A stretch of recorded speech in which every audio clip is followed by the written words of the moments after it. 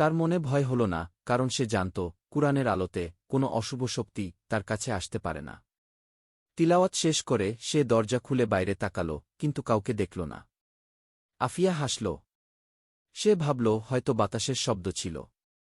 কিন্তু তারপর থেকে প্রতি রাতে সে একই অনুভূতি পেত, কেউ যেন দরজার আড়ালে দাঁড়িয়ে তার তিলাওয়াত শুনছে। একদিন আফিয়া গ্রামের বাজারে গিয়েছিল কিছু জিনিস কিনতে। ফেরার সময় সন্ধ্যা হয়ে গেল। রাস্তাটা নির্জন, দুপাশে শুধু অন্ধকার আর ঝোপঝাড়। হঠাৎ কয়েকটা বখাটে ছেলে তাকে দেখে বিরক্ত করতে শুরু করল। আফিয়া ভয় পেয়ে দ্রুত হাঁটতে লাগল, কিন্তু ছেলেগুলো তার পিছু নিল। সে দৌড়াতে শুরু করল, কিন্তু হোঁচট খেয়ে পড়ে গেল। ছেলেগুলো কাছে এসে তাকে ঘিরে ফেলল। আফিয়া মনে মনে দোয়া পড়তে শুরু করল। ইয়া আল্লাহ, আমাকে বাঁচাও। তোমরা এখান থেকে চলে যাও। হঠাৎ একটা গভীর কণ্ঠ শোনা গেল। আফিয়া চোখ তুলে দেখল একজন সুদর্শন পুরুষ দাঁড়িয়ে আছে। তার শরীরে একটা শান্ত কিন্তু বলিষ্ঠ উপস্থিতি। ছেলেগুলো ভয় পেয়ে দৌড়ে পালিয়ে গেল। পুরুষটি আফিয়ার দিকে এগিয়ে এল। সে হাত বাড়িয়ে তাকে উঠতে সাহায্য করল। তারপর বলল, চলুন, আমি আপনাকে বাড়ি পৌঁছে দিই। এত রাতে একা থাকা ঠিক না। আফিয়া তাকে ধন্যবাদ দিয়ে তার সাথে হাঁটতে শুরু করল। বাড়ির কাছে পৌঁছে পুরুষটি হঠাৎ বলল, আজকে কখন কুরআন পড়বেন? অনেক তো দেরি হয়ে গেল। আফিয়া থমকে দাঁড়াল।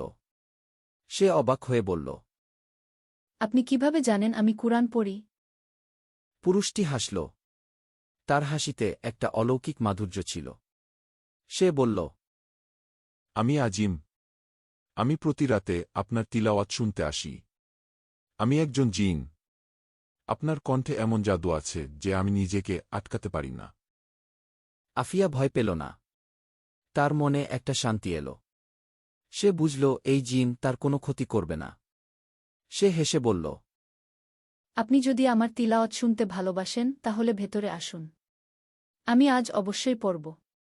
আল্লাহ আপনার মাধ্যমে সাহায্য না পাঠালে আজ কি যে হতো। আজ আল্লাহর কাছে শুকরিয়া আদায় করতে তো হবে। আজিম হাসল। তার চোখে একটা গভীর ভালোবাসার ছোঁয়া। রাতের পর রাত আফিয়া আর আজিম কাছাকাছি এল। একদিন আফিয়া বলল, আপনি জিন হলেও তো একজন পুরুষ। আমার হঠাৎ মনে হল, এভাবে একজন পুরুষকে বাসায় আসতে দেওয়ায় আল্লাহ আমার উপর নারাজ হবেন কিনা। কিন্তু আমি তো তোমার কাছে না আসলে, তোমার কণ্ঠে তেলাওয়াত না শুনলে থাকতে পারব না। আমার মনেও আল্লাহর ভয় আছে। এর সবচেয়ে সহজ সমাধান হল